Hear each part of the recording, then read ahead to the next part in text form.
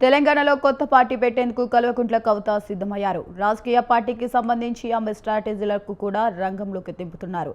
కల్వకుంట్ల కవిత ఐపాక్కు చెందిన ప్రశాంత్ కిషోర్ సమావేశమయ్యారు. ఇప్పటికే పలుమార్లు పీకే హైదరాబాద్లో పర్యటించి కవితతో చర్చించారు. ఇటీవల సంక్రాంతి సందర్భంగా సుమారు 4-5 రోజుల పాటు కవితతో చాలా అంశాలు చర్చించినట్లు ప్రచారం జరుగుతుంది. ఇక పీకేను స్ట్రాటజిస్టుగా నియమించుకుని ఆమె ముందుకు వెళ్లాలని కవిత ప్లాన్ చేస్తున్నట్టు కనిపిస్తుంది. బీఆర్ఎస్ పార్టీలో విభేదాలతో కవితను పార్టీ సస్పెండ్ చేసింది. దీంతో ఆమె తమ ఎమ్మెల్సీ పదవికి రాజీనామా చేశారు.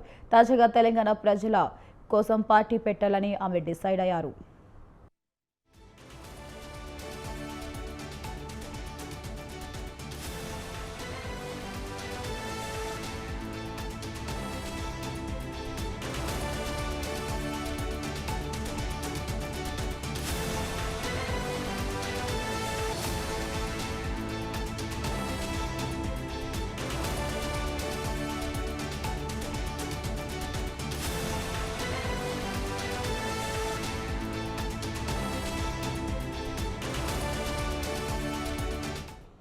తెలంగాణలో కొత్త పార్టీ పెట్టేందుకు కల్వకుంట్ల కవిత సిద్ధమయ్యారు. రాజకీయ పార్టీకి సంబంధించి ఆమె స్ట్రాటజీలను కూడా రంగంలోకి దింపుతున్నారు. కల్వకుంట్ల కవిత ఐపాక్కు చెందిన ప్రశాంత్ కిషోర్ సమావేశమయ్యారు. ఇప్పటికే పలుమార్లు పీకే హైదరాబాద్లో పర్యటించి కవితతో చర్చించారు. ఇటీవల సంక్రాంతి సందర్భంగా సుమారు 4-5 రోజుల పాటు కవితతో చాలా అంశాలు చర్చించినట్టు ప్రచారం జరుగుతుంది. పీకేను స్ట్రాటజిస్టుగా నియమించుకుని ఆమె ముందుకు వెళ్లాలని కవిత ప్లాన్ చేస్తున్నట్లు కనిపిస్తుంది.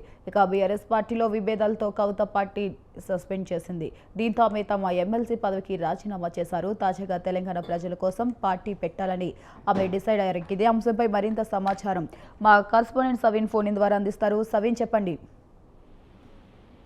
ఇప్పటికే జాగృతి జనంబాట పేరుతో ప్రజల్లోకి వెళ్తున్నటువంటి కల్వకుంట్ల కవిత త్వరలోనే నూతన రాజకీయ పార్టీని స్థాపిస్తానంటూ ప్రకటన చేశారు. అందులో భాగంగానే తాను ఏర్పాటు చేసే నూతన పార్టీ కోసం ప్రశాంత్ కిషోర్ తో చర్చలు జరిపినట్టుగా తెలుస్తోంది. ఇటీవల సంక్రాంతికి ముందు జాగృతి జనంబాట కార్యక్రమాన్ని వాయిదా వేసినటువంటి కల్వకుంట్ల కవిత గత కొద్ది రోజులుగా విశ్రాంతి తీసుకుంటున్నట్టుగా తెలిసింది. అయితే ఈ విశ్రాంతి సమయంలోనే ప్రముఖ ఎన్నికల వ్యూహకర్తగా ఉన్నటువంటి ఐపాక్ సంస్థ చైర్మన్ గా ఉన్న ప్రశాంత్ కిషోర్ తో కవిత 5 రోజుల పాటు సమావేశమైనట్టుగా తెలుస్తోంది. తాజా రాజకీయ పరిస్థితులతో పాటు తెలంగాణలో తాను ఏర్పాటు చేయదలుచుకున్నటువంటి కొత్త పార్టీకి సంబంధించినటువంటి పలు అంశాలపై చర్చించినట్టుగా తెలుస్తోంది. ముఖ్యంగా ప్రజల కోసం పార్టీని స్థాపించడంతో పాటు పార్టీని ప్రజలు ఏ విధంగా ఓన్ చేసుకోవాలి, ప్రజల కోణంలో ఏ విధంగా పనిచేయాలి, ఇట్లాంటి అంశాలపై ప్రశాంత్ కిషోర్ తో సుదీర్ఘంగా కవిత చర్చించినట్టుగా తెలుస్తోంది. ముఖ్యంగా కొత్త రాజకీయ పార్టీ ఏర్పాటు దిశగా ఇప్పటికే ప్రయత్నాలు ప్రారంభించారు. దీనికి సంబంధించి పార్టీలో మొత్తం 50 కమిటీలు ఏర్పాటు చేసి నివేదికలు ఇవ్వాలంటూ కూడా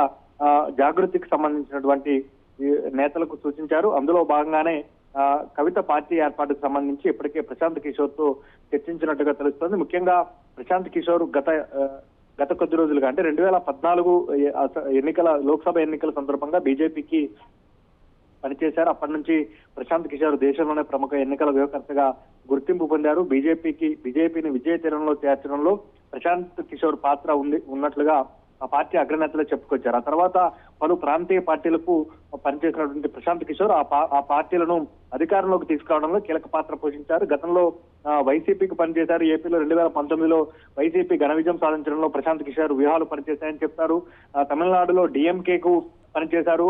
గత అసెంబ్లీ ఎన్నికల సమయంలో తృణమూల్ కాంగ్రెస్ కు వెస్ట్ బెంగాల్లో పనిచేశారు. ఇప్పుడు కూడా వెస్ట్ బెంగాల్లో ప్రశాంత్ కిషోర్ పనిచేస్తున్నారు. ఇటీవల వెస్ట్ బెంగాల్లో ప్రశాంత్ కిషోర్ కు సంబంధించినటువంటి ఐపాక్ సంస్థ కార్యాలయంపై ఈడీ దాడులు చేసిన పరిస్థితి మనకు కనపడుతుంది. ఓవరాల్ గా తెలంగాణలో తాను స్థాపించబోయే పార్టీకి సంబంధించి ప్రశాంత్ కిషోర్ తో జత కలిసి తన పార్టీని ప్రజల్లోకి తీసుకువెళ్లేందుకు, పార్టీని విజయ తీరాలకు తెచ్చేందుకు కవిత వ్యూహాలు రచిస్తున్నట్టుగా తెలుస్తోంది. అందులో భాగంగానే 5 రోజుల పాటు ప్రశాంత్ కిషోర్ తో చర్చించి రాజకీయ పరిస్థితులతో పాటు రాజకీయ పార్టీని పెడితే ప్రజల్లోకి ఏ విధంగా వెళ్ళాలి, ఎజెండా ఏ విధంగా ముందు ప్రజల్లోకి తీసుకువెళ్ళాలి అనే దానితో పాటు కాంగ్రెస్, బీఆర్ఎస్ పార్టీ, బీజేపీ పార్టీలో ఉన్నటువంటి అసంతృప్త నేతలను తమ పార్టీలోకి ఏ విధంగా తీసుకొని పార్టీని బలోపేతం చేయాలి, ఇట్లాంటి అంశాలపై ప్రశాంత్ కిషోర్ తో చర్చించినట్లుగా తెలుస్తోంది. ఓవరాల్ గా ఇప్పటికే పార్టీని ఏర్పాటు చేస్తున్నట్లు అధికారిక ప్రకటన చేసినటువంటి కవిత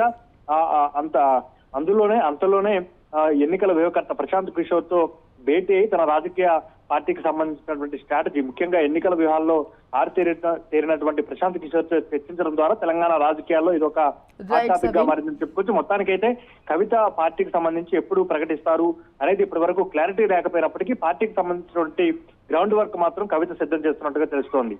right, thank you సవిన్, thanks for the updates.